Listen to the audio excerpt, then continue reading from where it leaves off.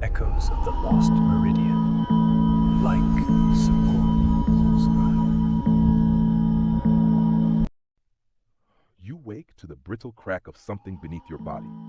Not glass, not wood, something older, something that feels like frost clinging to ancient earth. Your eyes lift slowly, adjusting to the dim curve of a hide-covered shelter. The air is cold, but not dead. A faint thread of smoke drifts along the ceiling, as if refusing to rise. Beneath your palms, the soil is coarse, mixed with ash and the crushed memory of burnt wood. Your breath escapes in a pale cloud. Outside, footsteps. Soft, cautious, waiting. You lift your head. Three silhouettes stand at the entrance of the shelter, motionless, watching you with the silent intensity of people who live close to danger and cannot afford to misunderstand a stranger. Their hair is tied with sinew, their bodies wrapped in furs and hides worn smooth by seasons you cannot name. The fire beside you sputters weakly. The coals glow faintly, almost gone. Instinct guides you. You turn a dry branch through the ash, exposing embers still alive beneath the surface. You lean in, your breath a steady whisper across the fragile glow. A dim pulse, a second breath. The ember brightens. The trio exchanges a look, not of fear but quiet recognition. You know fire. You understand survival. You mean no harm. The youngest kneels beside you, placing dry grass near the ember. Another blocks the wind with his body. Together you coax the flame into life and act more intimate than language. The fire snaps into being, soft, warm, alive. The woman touches her chest, then gestures to you. Gratitude. But something else catches your attention. At the back of the shelter, carved into a wooden rib of the frame, you see a spiral. Not a perfect one, elongated, uneven, as if etched by someone working from memory rather than sight. Lines radiate outward like the low sun. The moment you see it, a low vibration hums beneath your ribs. Not sound, recognition. The Meridian, a word that has no source in your memory, yet feels as old as the soil beneath you. Outside, the valley widens into view. Frost-covered grass, distant hills rising like sleeping beasts, and the low bellow of aurochs moving across the dawn. People are waking, tools striking stone, water simmering in hide pots, smoke weaving into the pale sky. The elder approaches. Feathers woven into his hair sway with the wind. His fur cloak carries the scent of cedar and cold nights. Lines map his face, decades of winter carved into his skin. He kneels before you and draws the spiral into the frost, the same shape as inside the shelter. A second hum rises through you. His gaze sharpens. He touches the spiral. He touches your chest, and he speaks a single ancient word, Meridian. The pronunciation is rough but unmistakable. You feel the world shift around you, not dramatically but deeply, like a stone settling into the perfect place in a riverbed. He motions for you to follow. A sacred stone circle stands at the edge of camp. Inside its boundary, the air feels still, warmer, as though the wind itself is forbidden from crossing. You kneel instinctively. The elder scatters red ochre, iron-rich earth used by early humans for ritual, life markings, and burial songs. The young woman steps forward and places a flint blade into your hand. The edge gleams, a gift, a sign of trust, a place among them. The elder chants. The tribe joins. The spiral in the frost glows faintly, not with sunlight, but with something else entirely. Something ancient, something calling. You inhale slowly. You are here, not by chance. You have been summoned, and the Stone Age remembers you. You walk behind him down the narrow slope, frost crunching beneath your feet. The air smells sharper now, metallic almost, like the breath before a storm. The elder moves with urgency, though his steps are measured, no movement wasted, no breath too fast. Experience shapes him like stone shaped his tools. As you near the camp, you feel the change immediately. People who, moments ago, tanned hides or gathered brushwood now shift with a practiced rhythm. Children carry stones to reinforce the windbreaks. Hunters drag fallen branches toward the central fire pit. Women weave strips of sinew repairs into worn clothing, stitching faster than before. The tribe is preparing for something real. The young woman from earlier waves you over. Her hair whips across her face in the rising wind. She hands you a woven mat of reeds and gestures toward the far trees. You follow her to a grove where several members of the tribe kneel around a massive fallen trunk. They are placing stones, flat, smooth, carefully chosen, around its base. Each stone is positioned with care, as if the angle matters. as if the earth listens. You ask softly, "What is this?" She doesn't understand your words, but she understands your question. She touches a stone, then her ear.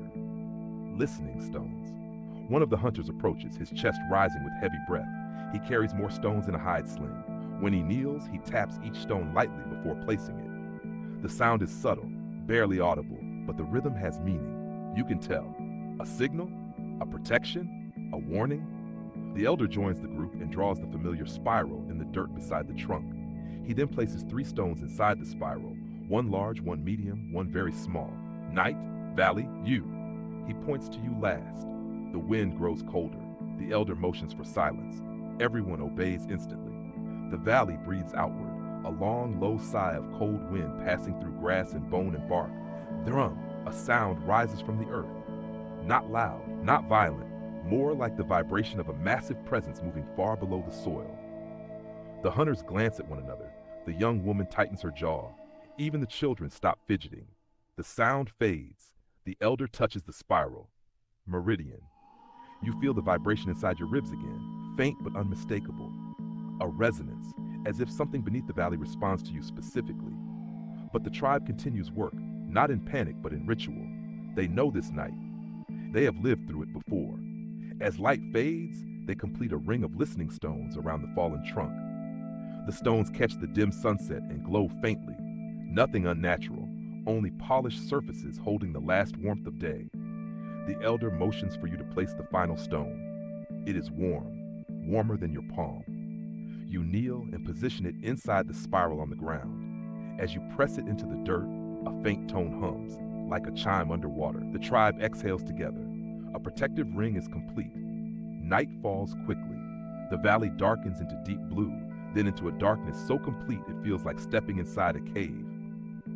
The only light is from the central fire, now blazing brightly, its flames crackling and bending with the wind.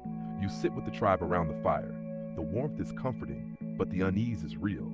Shadows ripple along the hides of the shelters. Sparks fly upward, twisting like spirits caught in an unseen current. Across the fire, the young woman watches you. Her eyes reflect the flames, golden alert. A single howl echoes far across the valley. Not animal, too deep, too resonant. Children draw closer to their mothers. Hunters grip their spears. The elder closes his eyes and begins a chant, slow, rhythmic, steady as a heartbeat.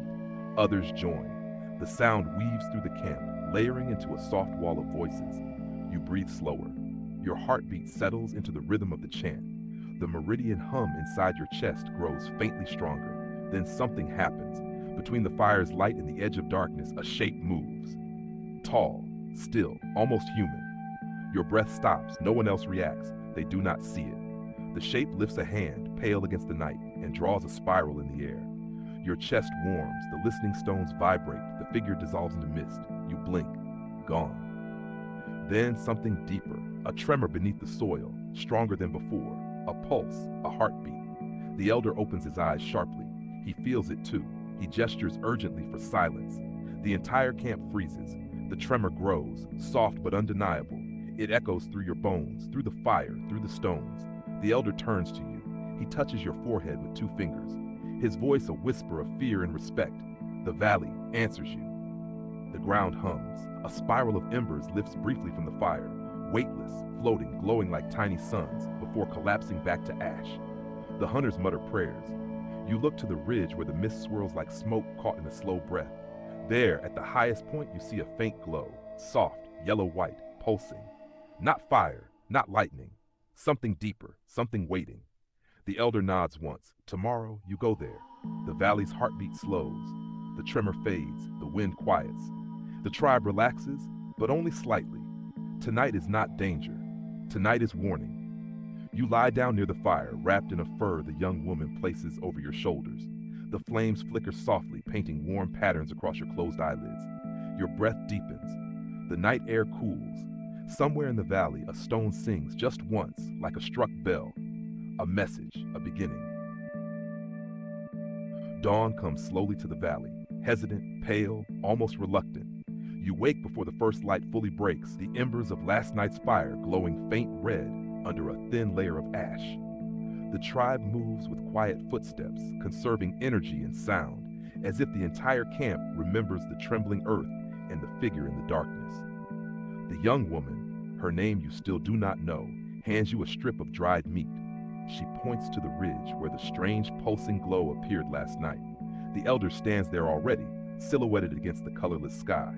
Today you climb, but not alone. 2 hunters accompany you, both carrying spears tipped with obsidian. Their movements are deliberate, bodies angled slightly forward, not with aggression, but readiness. Early humans carried themselves like this always, balanced between survival and curiosity. Before you leave, the elder approaches. He places a hand on your chest, the same gesture he used when he spoke the word Meridian. Then he gives you a torch, not lit. The meaning is clear. You will create your own fire when the moment demands it. Fire in this world is not merely light, it is intention, memory, a declaration of survival. You step away from the camp as morning mist drifts across the grass. The valley is quiet, save for the gentle crackle of frozen stems beneath your feet. The tribe watches in silence, their breaths white in the cold. The path up the ridge is steep, lined with fallen stone and twisted roots. At times, the hunters extend a hand to guide you. At others, they watch to see if you understand how to move across uneven terrain. Your body adapts quickly. It remembers balance. It remembers caution. Halfway up, you reach a rock outcrop. It is covered in soot, black, thick. One hunter kneels and presses 2 fingers to the residue, then smells it. His brows tighten. This is not campfire soot. It is natural tar, bitumen, seeping from the rocks, a substance early humans sometimes used as adhesive. But here, it forms a trail, a dark smear leading upward. The wind shifts. Something metallic touches your tongue, a taste of approaching cold, of stone scraping stone, of something ancient moving slowly beneath the earth. You climb further. The ridge narrows into a rocky corridor flanked by jagged walls. You run your hand across the stone. Its surface is grooved with parallel lines. Not claw marks, not erosion, tool marks. Someone, or something, carved passages here long before the tribe settled this valley. The hunters exchange a troubled look. When you emerge from the corridor, the view opens into a flat plateau dusted with frost. At the far end stands a stone formation. 3 massive slabs leaning inward like teeth of a giant. The pulsing glow you saw last night emanates from between them. You step forward slowly. The hunters stay back, spears lowered, not from fear of what lies ahead, but out of respect. This is not their path. The elder told them. The valley called you. Inside the formation, wind swirls in a circular motion, not chaotic but patterned, like water spiraling downwards. You feel the air draw slightly toward the center. The glow brightens. Your pulse matches it instinctively. As you enter the stone triangle, the world's sound dims, not silent, just reserved, held back. A shallow pit lies at the center, filled with fine white dust. It glimmers faintly, like crushed bone illuminated by moonlight. Around the pit, dozens of small stones stand upright, arranged in a spiral pattern, the Meridian symbol. Again, you kneel and touch the dust, cold, softer than ash. It clings to your skin like memory. A faint vibration stirs beneath it. The hunters watch from the threshold, their curiosity battling with caution. You lift the unlit torch. The elder did not give you flint, no tinder, no ember, only intention. Something in the pit pulses when the torch enters its shadow. You exhale slowly. The dust responds, lifting subtly, swirling like a breath rising from the earth. A tiny spark forms, barely visible, blue-white, ghostly. It flickers, dances, then leaps to the torch's tip with impossible grace. Light. A quiet flame unfurls, warm yet pale. This is not fire fed by wood or grass. It is fire awakened by resonance, by contact with something older than human hands. The hunters fall to one knee in awe. The stone spiral glows faintly, casting soft lines of light across the plateau. The air tightens around you, as if the valley itself is holding its breath. You raise the torch. The flame burns silently. A shadow forms at the edge of the stones, tall, human-shaped, translucent, like smoke given form. The same figure from the night before. It stands motionless as the torchlight reflects across its outline, revealing details you had not seen before. Lines carved into its body, ancient markings spiraling across its chest and arms, shifting as if alive. A faint shimmer where its face should be. A presence that feels neither threatening nor comforting, only inevitable.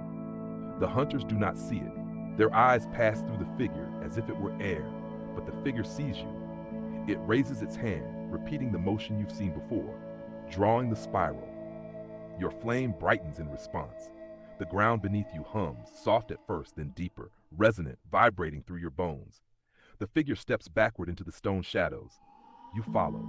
The world bends slightly, not visually but emotionally, as if meaning itself tilts. Inside the stones, you discover something carved into the rock wall. A mural, faded, scratched, weather-worn, but unmistakably human in its craft. Figures hunting, figures gathering, figures kneeling before spirals. But then, something impossible. One figure is shaped like you, clothing like yours. A form too straight, too modern to belong to this age. A visitor. Someone from another time. Your breath trembles. This has happened before. Someone else was brought here. The figure in the stone mural holds a torch identical to yours, the same pale flame. Beside the figure is a second spiral, marked with notches and small runes. A map, or a history repeating itself. You hear the elder's voice in memory. The valley answers you. The figure fades into shadow. The flame dims. A final pulse rises from the ground, strong, undeniable. You step back out into the cold air. The hunters approach cautiously, reading your expression, sensing the shift in your breath. They do not need words. They know the path has changed. When you descend the ridge, the valley feels different, as though watching, waiting, measuring. As you near the camp, the elder rises from beside the fire. He sees the torch. He sees the pale flame. His face tightens with awe and fear. He bows, not deeply, but with ancient sincerity. The tribe gathers silently behind him. The elder speaks slowly, voice trembling with knowledge heavier than stone. You walk the quiet fire, a pause, and the quiet fire answered. The young woman steps beside you, her arm brushing yours gently, not in comfort, in recognition. Night falls again, and somewhere beneath the earth, the Meridian stirs, stronger now, waiting for your next step. Echoes of the lost Meridian.